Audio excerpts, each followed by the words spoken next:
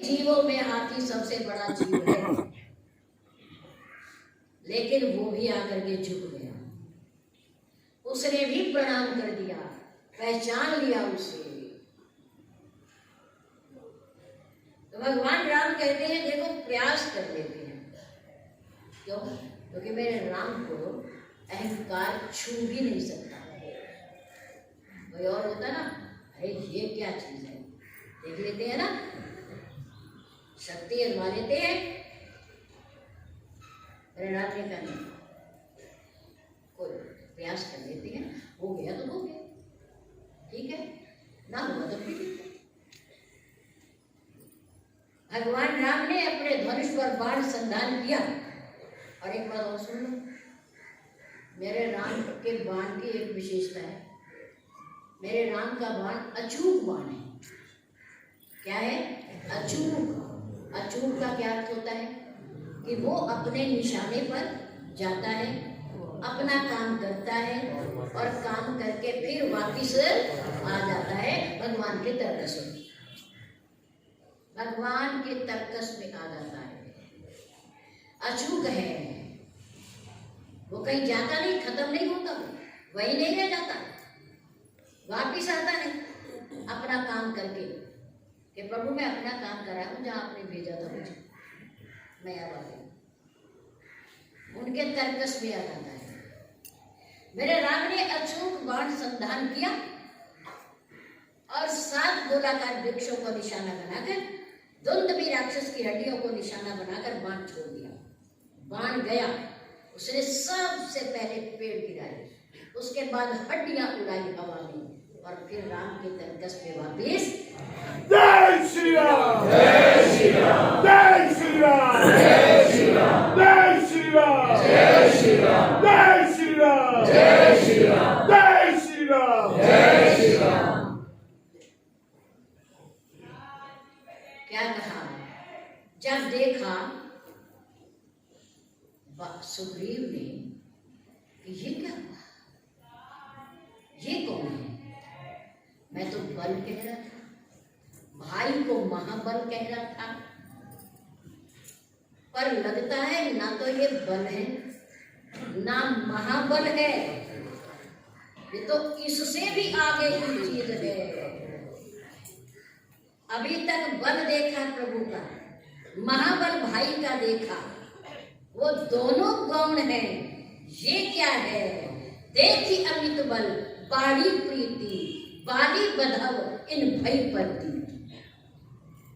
अमित बल, अमित मीन जिसकी कोई तुलना ही नहीं, जिसकी कोई गणना ही नहीं है कि ये कहां तक है और कितना है, कितना है। देखते हुए देखते रह गए। प्रभु ने कहा, अब सुग्रीव ने कहा प्रभु मैं तो भूल गया था, उपजा ज्ञान, वचन तब बोला, नाथ कृपा मन भयं अडोला। सुग्रीव की तरह हम भी डोल जाते हैं,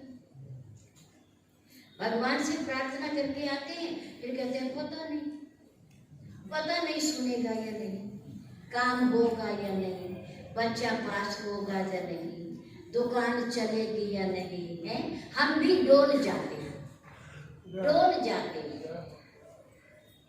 डोल जाते हैं, फिर प्रार्थना करने नहीं जाते। अगर अविश्वास हो गया परमात्मा पर, फिर जाओ प्रार्थना करने, फिर जाओ, क्योंकि वहां अविश्वास है ही नहीं, यहाँ भरोसा ही भरोसा है, वहां विश्वास ही विश्वास है। परमात्मा कभी व्यक्ति के विश्वास को तोड़ता नहीं है। दुनिया वाले तो तोड़ सकते हैं, माता पिता भी तोड़ सकते हैं, मित्र भी तोड़ सकता है, संतान भी तोड़ सकती है, लेकिन परमात्मा कभी अपने जन के विश्वास को तोड़ नहीं सकती, वो नहीं तोड़ सकती। सुग्रीव के अंदर ज्ञान का दीपक प्रज्वलित हो गया, प्रज्वलित हो गया।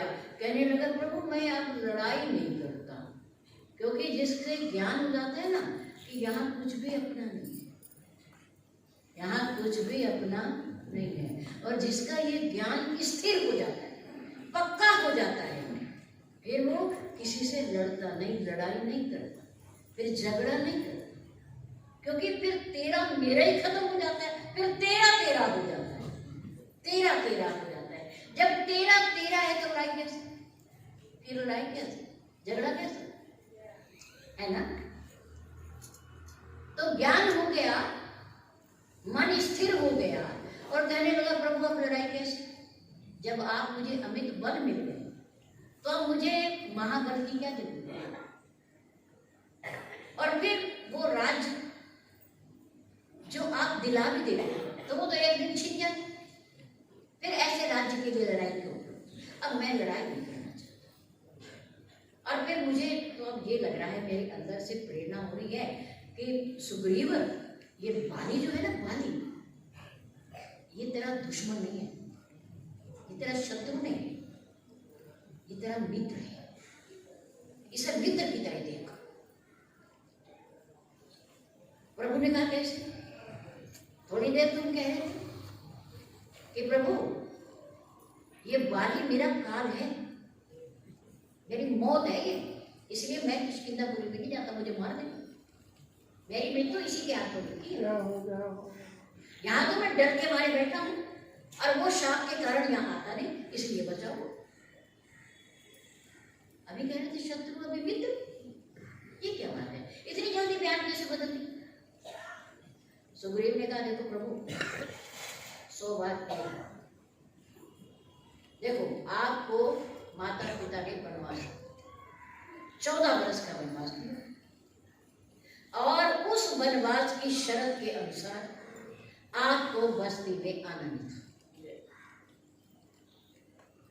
और यदि मुझे बाली ना मारता और मारता मारता मेरे पीछे मुझे यहां तक ना पहुंचाता तो मुझे यहां आना नहीं था, आपको बस्ती में जाना नहीं था, और मुझे उसकी मार खाए बिना यहाँ ऋषिमुख पर आना नहीं था।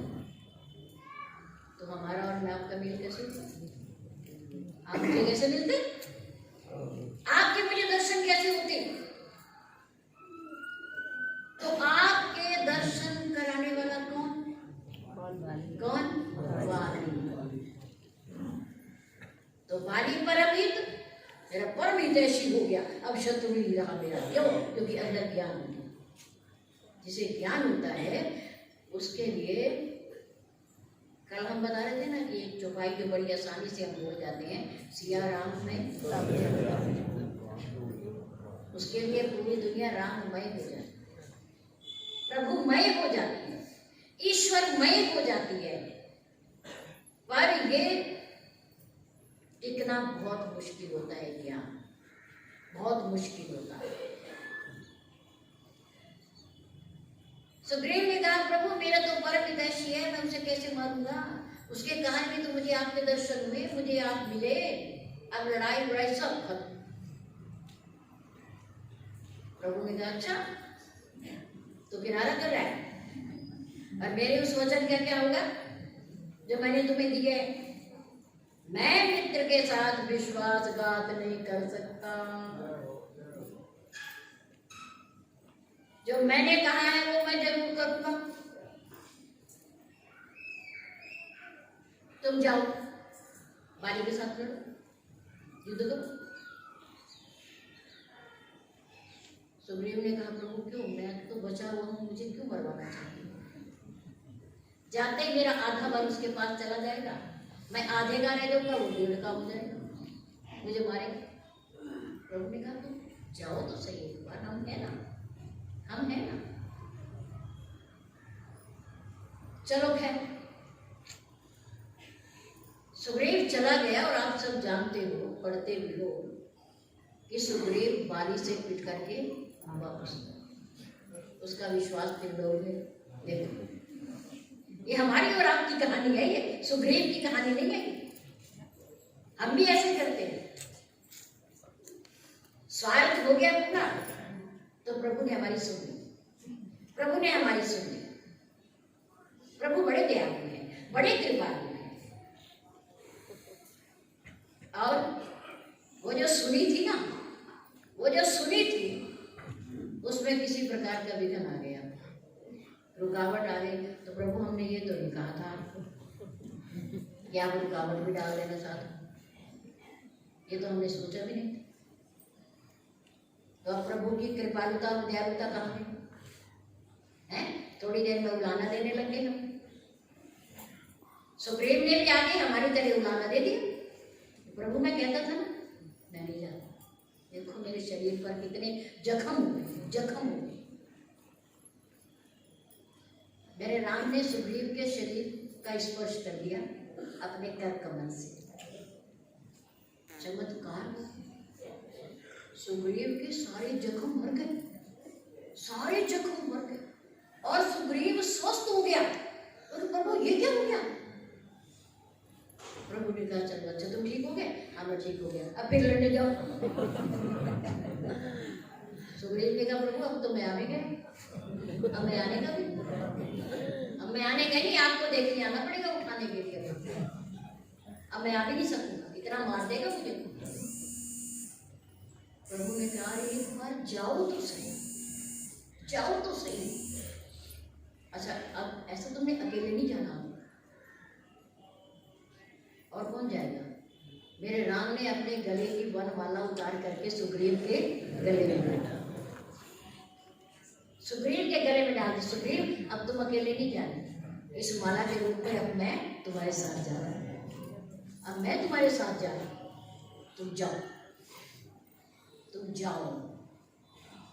अब प्रभु भी पीछे पीछे। सुग्रीव ने कहा अच्छा प्रभु एक बात बता दो आप सच्ची सच्ची, क्या कि आपने पहले क्यों नहीं मारा भाई? आप इतना विश्वास दिला के भेज रहे हो, इतनी मुझे चोटें ना लगती अगर आप पहली बार आ जाते तो। आपने पहली बार क्यों नहीं मारा? प्रभु ने कहा इसलिए नहीं मारा। क्यों? जैसे तुम लोग भ्रम में हो जाते हो ना, मैं भी इसी तरह भ्रम में आ गया था। कैसे? एक रूप तुम भ्राता दो, एक रूप तुम भ्राता दो, दोनों की शक्ल, दोनों का रंग, दोनों के नए नक्श सब एक जैसे, कोई मोटा नहीं पतला नहीं, दोनों बराबर। एक रूप तुम भ्राता दो, ते ही ब्रह्म ते नहीं मारो सो, सो है ना उसको बाली, तुझे नहीं सो। इस भ्रम को लेकर के मैंने तुम्हें किसी को, तुम दोनों में से एक को नहीं मारा। अगर मैं बाण चला देता और लड़ाई के दाव पेच करते करते अगर तुम सामने आ जाते और वो बाण तुम्हें लग जाता तो मैं तो मित्र का वध करने वाला बन जाता, कलंक लग जाता। मैंने इसलिए नहीं मारा कि तुम दोनों की शक्ल एक, वेशभूषा एक, रंग एक और हथियार भी हाथ में एक। अब मैं कैसे मारूं? मैं संशय में आ गया कि क्या करूं, कैसे करूं। मैंने सोचा चलो कोई बात नहीं, आप पूछ के आएगा तो मेरे पास, तुम अब जाओ। अब मुझे पता है कि कौन सुग्रीव है और कौन वाल्मीकि है, क्योंकि गले में माला है। अब मैं पहचान लूंगा, तुम जाओ। भला भला हम विचार करें कि जिस परमात्मा ने इतनी बड़ी सृष्टि बनाई, इतनी सूरत बनाई, इतनी शक्लें बनाई, इतने आकार बनाए, इतने रंग रूप बनाए, और जिसका नंबर आता है वो उसे बुला लेता है। इतनी खरबों अरबों दुनिया में से जिसका नंबर आता है उसे बुला लेता है, उसके बाद खींच लेता है। भला उसके लिए क्या मुश्किल है सुग्रीव और बाली में पहचान करना?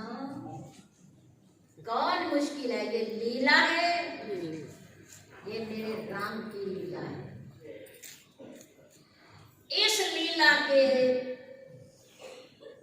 बदले भगवान राम ने बाली के प्रश्न का उत्तर दिया, जो बाली तारा को महलों में कह करके आया है, कह करके आया है। तारा ने कहा ईश्वर है, ईश्वर सुग्रीव की पीठ के पीछे, मत जाओ लड़ने, आज बचोगे नहीं। तारे ने कहा तू बड़ी ज्ञानवान है, तो बड़ी समझदार है, घर बैठे उपदेश दे रही है, मुझे ज्ञान पढ़ा रही है, वो ईश्वर है। तारा ने कहा मेरा विवेक कह रहा है, मेरे अंदर प्रेरणा हो रही है, और गुप्तचरों ने आकर के मुझे बताया भी है कुछ कि वो बड़े बलवान है, वो शक्तिशाली है, वो राजा दशरथ के बेटे हैं राम और लक्ष्मण, शूरवीर है, क्षत्रिय है, उन्होंने बड़े बड़े राक्षसों का वध किया है। अच्छा चलो चलो तारा, तुम कह रही हो ना तो मैं मान लेता हूँ, तुम्हारे कहने से मान लेता हूँ, पर मेरी बुद्धि नहीं मानती। मैं तुम्हारे कहने से मान लेता हूँ क्या कि कह बाली सुन भेरू प्रिय, महलों में रह करके भरती है, अंदर बैठी बैठी भी डर रही है कि वो बड़े बलवान है, बड़े शक्तिशाली है? कह बाली सुन भेरू प्रिय समदर्शी रघुनाथ। अगर वो परमात्मा है, ईश्वर है, तो ईश्वर कभी भी किसी के साथ भेदभाव नहीं करता, उसके लिए सब बराबर है, सारे उसकी संतान है, सारे उसी के हैं। वो मेरे और सुग्रीव में भेद क्यों करेगा? क्यों करेगा भेद? प्रभु ने कोई, मेरे भक्त ने तुझे कहा है ना, मैं प्रमाण दूंगा इसका। और तुम कह के आ रहा है अपनी पत्नी को ये समदर्शी है, मैं समदर्शी ही बन के दिखाऊंगा, तो जैसा सोचता है वैसा ही बन के दिखाऊंगा। प्रभु पेड़ के पीछे खड़े हैं, चुपचाप देख रहे हैं, सुग्रीव और बाली लड़ रहे हैं। लड़ते लड़ते उसने सुग्रीव को इतनी मार दे दी कि वो जान बचा करके भाग गया। प्रभु ने कहा भाई मैं क्या करूं, मेरे भक्त को वचन दे करके आया था वो बाली, मैंने उसके वचन को पूरा किया है, तेरा भी रखूंगा, उसका भी रखा है। भगवान शक्तिशाली है, जैसे हम भाव लेकर के जाएंगे उसके सामने, वो वैसे ही हमें उत्तर देता है, उत्तर देता है। उपजा ज्ञान वचन तब बोला। सुग्रीव के हृदय के अंदर ज्ञान का दीपक प्रज्वलित हो गया था, हो गया था, लेकिन वो कैसे बुझ गया? कैसे बुझ गया? महलों में जाकर के जो ऋषिमुख पर्वत पर प्रज्वलित हो गया, इसकी चर्चा श्री सतगुरुदेव महाराज की जय।